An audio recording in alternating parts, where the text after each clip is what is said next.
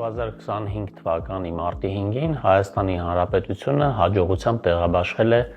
$750 միլիոն 10 տարի մարմնաժամկետով 7.1% տոկոսադրույքով եվրոպարտատոմսեր։ Սա շատ հաջող թողարկում է, որը մի կողմից վկայում է Հայաստանի Հանրապետության մակրոտնտեսական կայունության և մյուս կողմից միջազգային ներդրողների Հայաստանի նկատմամբ բարձր վստահության մասին։ Պարտատոմսերի թողարկումը իր հետ ենթադրում է նաև որոշակի սահմանափակումներ դրա մասին հանրային խոսքում խոսելու